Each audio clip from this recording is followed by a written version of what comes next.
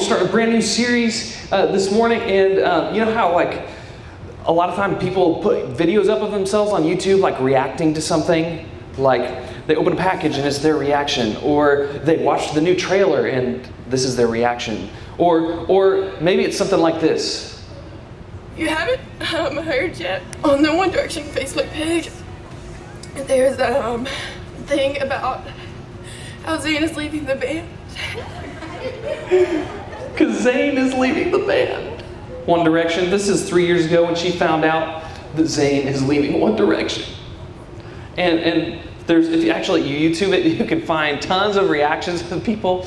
This was the first one that popped up and I thought it was funny, so I used it. But I mean, there are tons of people that react to things. There's one of like Justin Bieber taking a bunch of selfies with a bunch of girls, and then the guy's holding the camera like, what do you think about Zayn leaving One Direction? And he's like, what? Zayn's leaving? No! So like it's just funny. You see a bunch of reactions, which I think is funny, but that's just me. So we all have reactions to things, and sometimes our reactions are really good, sometimes our reactions are really not good. And I remember when I was in high school, I was over at a bunch of friends. I was at a friend's house, and a bunch of us were over, and we decided to watch this scary movie together, right? And I won't tell you what it is because it's not appropriate, but it was one of those like scary movies that's like a killer psycho movie and lots of gore, which I didn't know anything about it when I started watching it. And I'd never really watched horror movies before that point in time, and I thought that horror movies were like every other movie except scary, in that like there's a conflict, the story's good, there's a conflict, and then it gets resolved at the end, right? That's a typical movie. Well, horror movies I thought was the same thing. There's a story, a conflict, and a resolution. But horror movies aren't that way. It's a happy beginning, story, conflict, and death for everybody. Like, and I wasn't expecting that. So we get to the end of this 2-hour movie, which wasn't very good, and like the bad guy gets away and everybody is scared and nobody knows what's happening other than all their friends were just killed in front of their eyes. And I remember thinking like, that's the worst movie ever. I mean, sure, it was fun to get scared with a bunch of friends while watching it, but my goodness, I don't feel any resolve after watching that. I feel horrible about life. Let's all just be friends forever. Let's not watch any more horror movies. And I remember having this bad reaction, and to this day, like, that movie, I've seen a lot of horror movies since then, and that one to me is still the worst, just because I didn't understand how that genre worked when I watched it the first time. So I have a bad reaction to that particular movie. And all of us, we have this, whether it's a movie or a band breaking up or something else, we've got something that if we're honest, we got a bad taste in our mouths about. Turn to somebody next to you and tell them about the bad reaction you're still recovering from of news you found out last week, last year, last childhood. Go.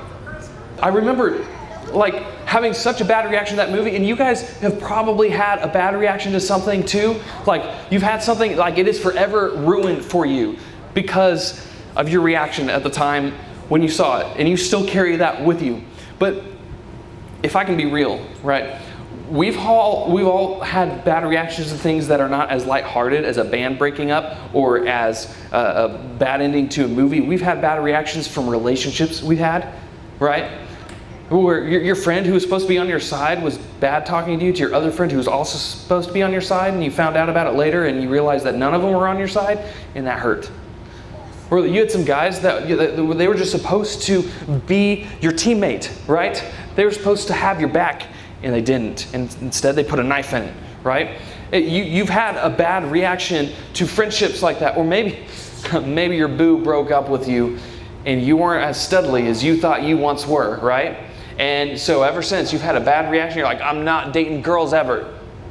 Till next week when I find a better one, right? And so we have bad reactions to relationships. We have bad reactions to family members sometimes, if we're being real. We have bad reactions to bee stings sometimes. How many of you guys are allergic to bee stings or some kind of spider bites? Anybody? That's good. Well, not for you, obviously, but for everybody else that you don't have a reaction.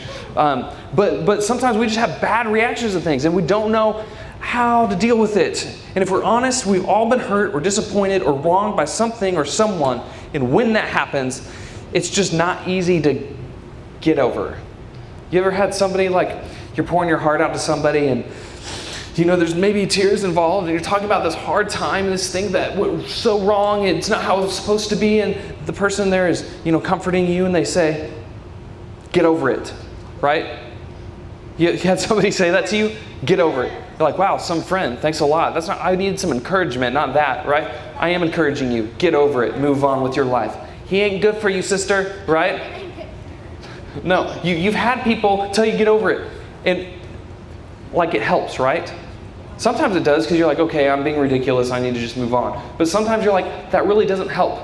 I can't just get over it. No, you don't understand what they did. You don't understand how it felt to be on my end of it. I can't just get over it, right? How many of you have been there? I've been there. It's incredibly difficult to just get over something and pretend like it never happened. And so, what are we supposed to do when we experience hurt in life? And the right thing to do is to just get over it and move on.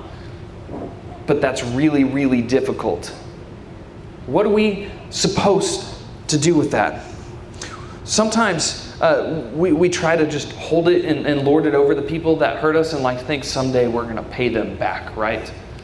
We think, you know what? They don't know what's going to hit them when they get what's coming to them. You know what I'm saying? Some of you, when someone wrongs you, you react by the silent treatment. How many of you, you're conflict avoiders, and so you thus give the silence treatment. And that's where they see you in the hall and they say something to you and you just walk the other way, right? Not even gonna, did I hear your voice, or was that the wind howling at a certain pitch that was unhearable for anybody except if they have dog ears, right? No, I didn't hear that person. Anytime that person's voice happens, it's not there. It's in my head. It's not a real voice. And you just ignore them. And you think, that'll show them. I'm just not even going to acknowledge them. And then you just try and cut them off that way. Sometimes we react in a different way, right? So, sometimes we don't give the silent treatment. We just, decide to be a little more clever and a little more subtle. So maybe that's sticking a tack under their seat right before they sit down and leaving it anonymous. And then they sit on it and you're like, suck.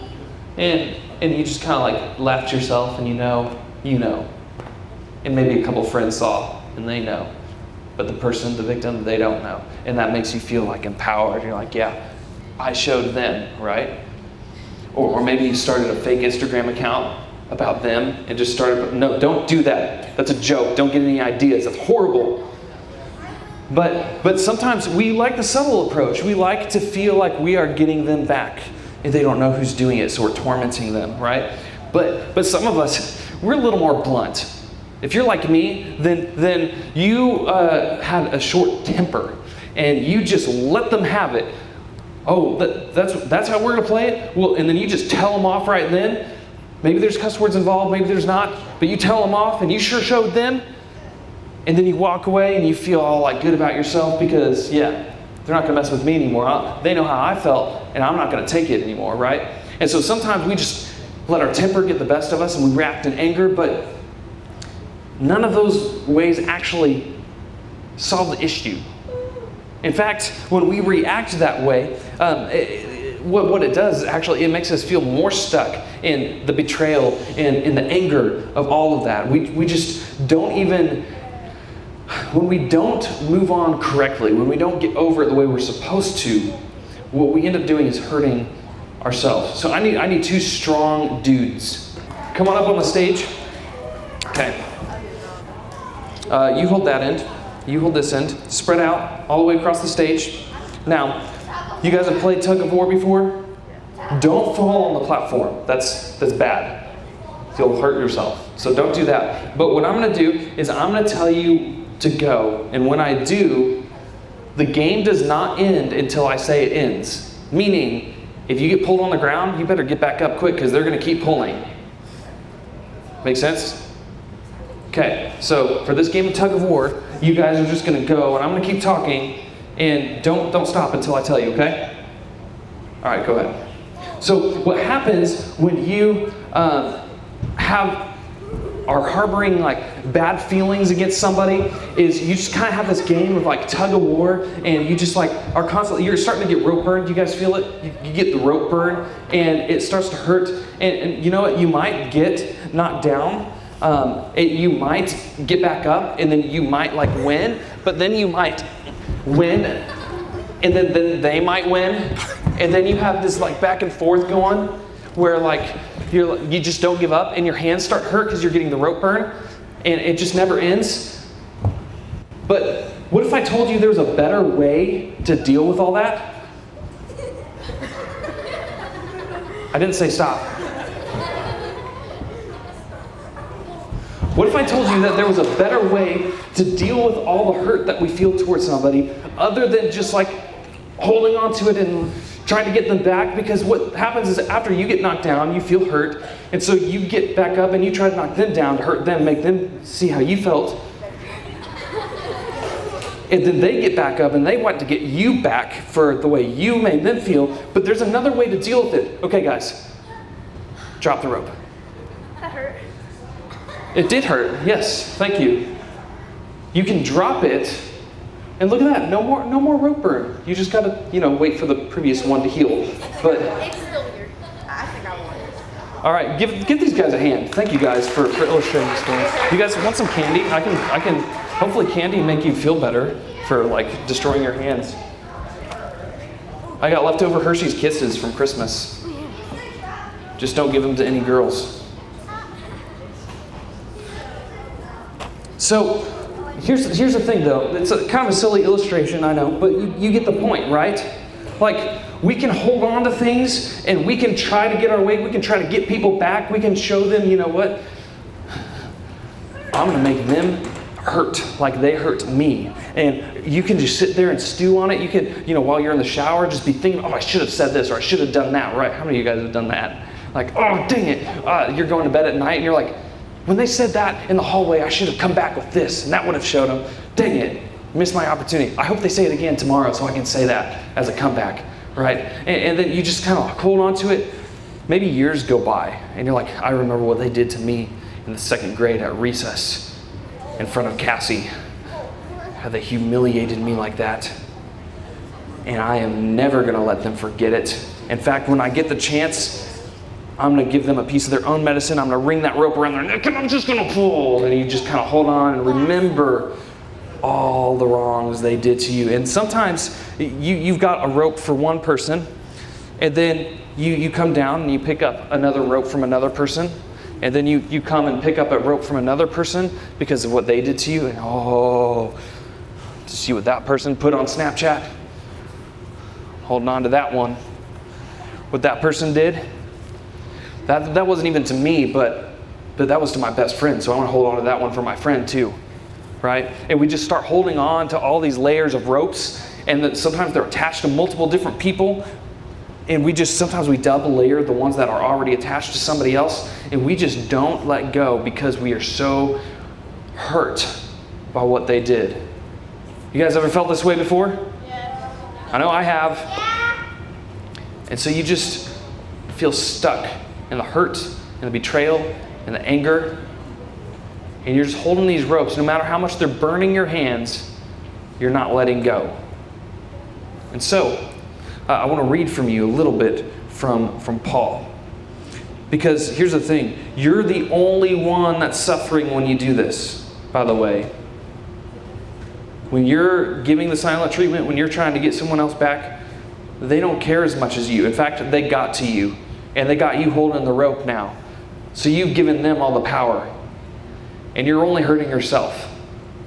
So Paul is writing to the church in Thessalonica. And what Paul would do is he would go around to a bunch of different churches. He did what we call the missionary journeys, where he would go around to different parts of the world and he would plant a church, raise up leaders, and be there for a while and teach them, and then move on to another land. And then he would build a church, raise up leaders, and train them, and then teach them, and then move on to another land, and then build another church, and so on, and so on, and so on. And Paul would do this, but after he left a church, he would write them letters, and he would encourage them, or he would instruct them even further, even though he wasn't with them anymore.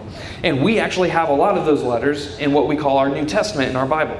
And so we're reading what Paul wrote. And what you need to know about the church in Thessalonica was when Paul was there, he was really mistreated by the Roman government that was in place. Because there was lies spread around him, rumors, some of them even things that were true, things that he was saying like Jesus is the one true king. Well, Caesar didn't like that. So the Roman government had a big problem with Paul at times. And they mistreated him. And they put him in prison. They beat him. And, back then, if somebody wronged you, you wronged them back. Because they lived in something called an honor and shame society. Now, what this means, honor is a precious commodity. It is not a limitless resource. Meaning that if you were to gain more honor, then you would have to shame somebody else and take that honor from them. It's like stealing money, except this is like your reputation and your social standing. So, if you were to gain more honor, you would have to shame somebody else. And so the way of the culture was, well, you've got to get your honor back. So if somebody wrongs you, you wrong them back, and you put them back in their place so that you can have the honor restored to you that was taken. And that's how they lived in their society. And so as they're doing this, this is the way that they just know how to live. And Paul comes with a different idea. Here's what he says. After all the wrong that was done to him, after all the wrong that has been publicly said about him, this is what he says to that church in Thessalonica. This is in 1 Thessalonians chapter 5. He says, make sure that nobody pays back wrong for wrong. Did you catch that? Make sure nobody pays back what? Wrong for wrong. But always strive to do what is good for each other and for everyone else. In other words, honor everybody. Don't worry about keeping score. Don't worry about keeping track. Don't worry about making sure they get what's coming to them. Don't pay wrong for wrong. Strive to treat everybody well, regardless of the way that they've treated you. In fact, Jesus said something similar. He said, you've heard it said, an eye for an eye and a tooth for a tooth. Meaning, you right wrongs with wronging them back. He says, but I tell you that if someone, does something wrong to you, if they strike your cheek, then turn the other cheek as well. They force you to go 1 mile, then go with them 2. Don't just repay wrong for wrong, because what happens is, as you saw with this tug of war illustration, it's just a cycle. You get knocked down, you get mad, so you pull the other person down. They get mad, so they pull you down. And then you get mad again, so you pull them down. It's a cycle that just repeats and repeats and repeats. And you're not actually getting anywhere. You're not actually moving forward with your life. You're stuck in giving each other the power to your life. It doesn't actually help you. And so what Paul is basically saying to them is, I know it sounds really difficult, but what you need to do is you need to forgive them. The people who have wronged you, you need to forgive them. And when you forgive the people that wrong you, then and only then will you be able to get over it. You know what I'm saying? Forgiveness helps you get over it. At this point, you're thinking okay, I get it. When somebody does something wrong to me, I'm supposed to forgive them. But isn't that letting them off the hook? Isn't that just giving them all the rope? Isn't that just letting them win? What about holding them accountable for what they've done? Well, according to God, that's not your job. And you know what? You're actually not getting them back by holding onto the rope. We've already established that. You're just giving yourself rope burn. You're just callousing your heart. You're making it so that you can't actually receive love anymore because you are too busy holding on to the wrongs that everybody else has done to you. You're too busy playing the victim that you can't move on to actually taking care of the people around you. So you have to make the choice to forgive, even when it's not fair. And that can be one of the most difficult things to do. So as we kind of wrap this up, there's a couple of things that you can do. One is you can give up. Give up the anger. Give up your right to feel hurt. Give up your right to feel like you deserve justice. Give up your right to justice. Give up your right to having it all made even again. Just give up. And then secondly, As they say in Frozen, let it go. You're all going to have that stuck in your head for the rest of the day. You're welcome. So, when you hold on to this, I started a fire that can now not be put out. I apologize. So, when you hold on to this, you're still giving them the power to pull you and tug you along. But when you choose to drop it, give up, and let it go, it's only then that your hands can start to heal. You start to get the feeling back in your fingers. It's only then that you can truly get over it. Let go of the hurt you're holding on to. So as you guys get ready to go into your small groups, I know this is something that's incredibly difficult to do, but I want you to think about this question. What is one hurt in my life that I have had a hard time letting go of? I want to pray for you guys, and then you're dismissed into your small groups.